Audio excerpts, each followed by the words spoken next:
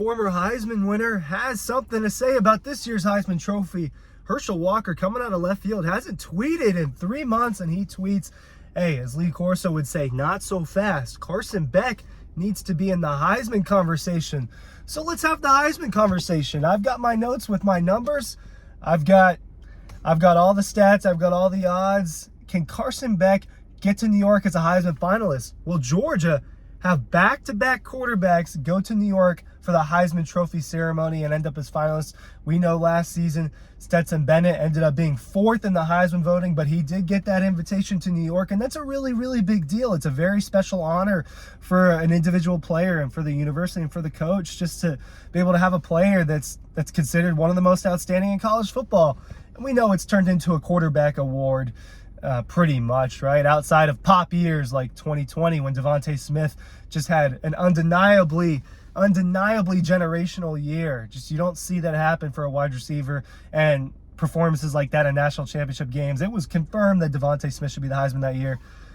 But it's a quarterback award for the most part, and there are a lot of quarterbacks that are making their case right now, but Carson Beck is one of those after a really good month of football, a good season of football, but a month of football where Georgia had to fight, get through some good teams, and a couple of games on the road, smacked a bunch of people. Georgia smacked a bunch of people, and Carson Beck is one of the reasons for that.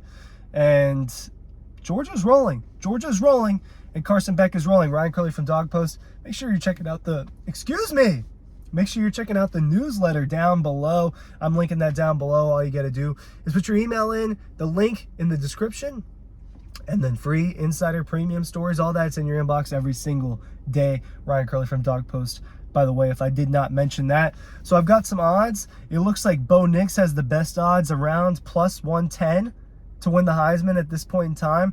Oregon only lost to Washington right now, and he's got some pretty good numbers. Jaden Daniels, second in odds. Very close, though, behind Bo Nix, plus 140. All of the websites have it a little bit differently, right? I'm using a website right now. Michael Penix Jr., plus 500. So then there's a little gap between Jaden Daniels and Michael Penix Jr. at this point in time. And then Marvin Harrison Jr. and Carson Beck tied for 4th, around plus 300. This one actually has Beck at 5th with plus 3,300. It kind of depends on the site. They're all tweaked a little bit, but that's kind of your rough leaders right now. Jalen Milroe, Caleb Williams, Kyle McCord, J.J. McCarthy, Blake Corum, those names after. I don't think any of those guys are probably going to get there. Now, here's what we're going to do. We're going to look at, first of all, can Carson Beck win this thing? I think that's a little bit of a long shot just because you look at the numbers of some of these cats out there, and they're impressive, and they're on really good teams. So, yeah, those guys will probably get the nod over Beck, and that's, the same thing with Stetson Bennett last year. He didn't have the most impressive stat lines out of those 4 guys. C.J. Stroud, obviously, a playoff team, had better numbers. He finished 2nd. Caleb Williams was the only one that wasn't a playoff team, but his numbers were undeniable, and he definitely had his moments, so he won the Heisman. Max Duggan was on a playoff team and had better numbers than Stetson, reason why he was voted ahead of Stetson. So I kind of think it's Jaden Daniels at this point in time. I don't have a vote. Dean does have a vote, and me and Matt do have his ear for the Heisman vote. So I'd like to say that I have a little bit of influence on the Heisman Trophy. I'd like to say I have a little bit of influence on the Heisman Trophy. So if I had to pick right now, I don't know how much I care about the 3 losses because that's not all on Jaden Daniels. Maybe some of it is.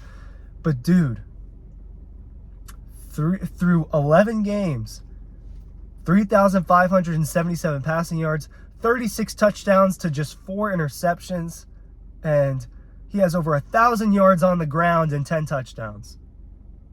So this is a guy that has 4,500 total yards right now and 46 touchdowns with another game left to play heading into the thing. Now, where does Jaden Daniels get hurt? He doesn't have a conference championship, and some of these other guys are going to have that. So they're going to have an extra game. They're going to have a week later a lasting impact on the Heisman committee. This trophy can get won on conference championship weekend, and unfortunately, Jaden Daniels might lose it on conference championship weekend because he won't be able to have that lasting impression. And part of that is the team success. I do think that should slightly go into the award, and LSU was not the team that we thought it was going to be and lost some games that, look, I didn't think LSU was going to lose to Ole Miss. I didn't think LSU was going to lose to Florida State. Thought they might lose to Bama, but ultimately I thought LSU was going to be a really good team and a playoff contender, and it wasn't that. Can't deny Jaden Daniels' numbers. Bo Nix. Passing numbers just as good, if not better. 3,500 yards, 35 touchdowns to just 2 interceptions. He's got 5 touchdowns on the ground. He doesn't run around as much, but he's still got 5 touchdowns. Doesn't have the yards. So he doesn't have the total yards or the total touchdowns, but he definitely has the efficiency. Let's look at the passing numbers. Percentage-wise, 78.1% completion percentage. Ridiculous. 72.6 for Jaden Daniels. But Bo Nix, more team success. If Oregon ends up in the Pac-12 championship and it's a rematch against Washington, I think that they have to win against Oregon State, I believe. I'll have to double check on that. But an Oregon-Washington Pac-12 championship between Bo Nix and Michael Penix Jr., who's got the most passing yards out of these guys.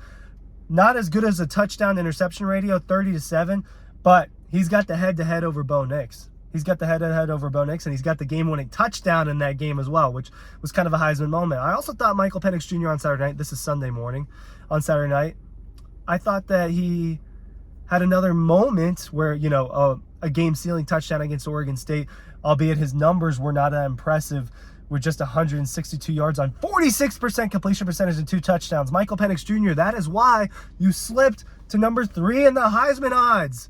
This is why, because in crunch time, he had a really good game against Utah, but just not great against Oregon State. Oregon State solid defense, but you do get the W over a top 11 team, number 11 Oregon State, in their house.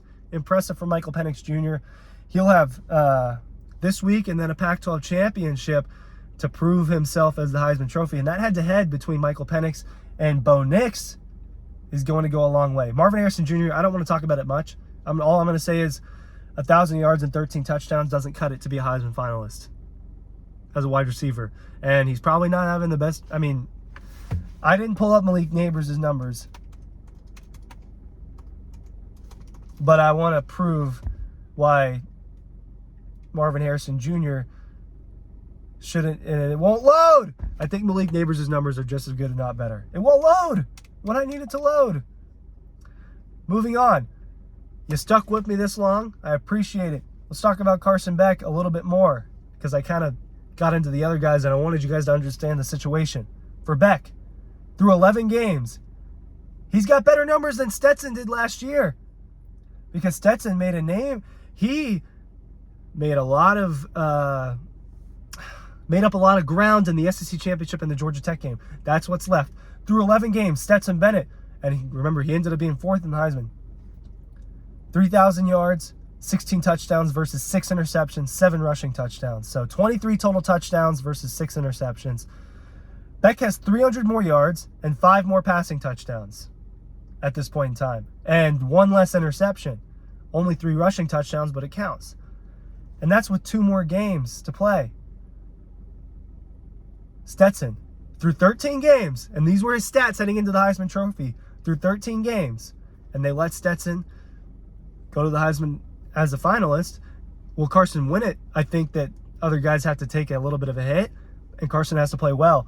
But think about this perspective. Stetson, through 13 games heading in, 3,426 yards. Carson Beck through 11 games, 3,320 yards. Stetson through 13 games, so these are the numbers that got him to the ceremony, 20 touchdowns. Carson through 11 games, 21 touchdowns. Carson's got 1 more touchdown pass, and he's got 2 more games to add to that. He also is going to end up with more yards than Stetson heading into it, and maybe he gets another rushing touchdown or 2 in these last 2 games. Carson Beck will have better numbers than Stetson Bennett did heading into the Heisman Trophy ceremony, is my point. And if Georgia's 13-0 and Carson Beck has solid numbers, he will be in New York. He will be in New York. Will he win the trophy? Maybe, maybe not. But he will be a Heisman finalist. And that will be something special for the university to get back-to-back quarterbacks to New York for the Heisman Trophy ceremony. It would be something. And Carson Beck's got a good chance to do it. His odds to win are not as high. Now, for Jaden Daniels, he's got to maybe have another 8-touchdown game. in this last one to have a lasting impression on the voters, right? Maybe Jaden Daniels just has to have one more spectacular performance, and that's enough to put him over the edge and win it. You have to consider the guys the Heisman. I would probably lean him.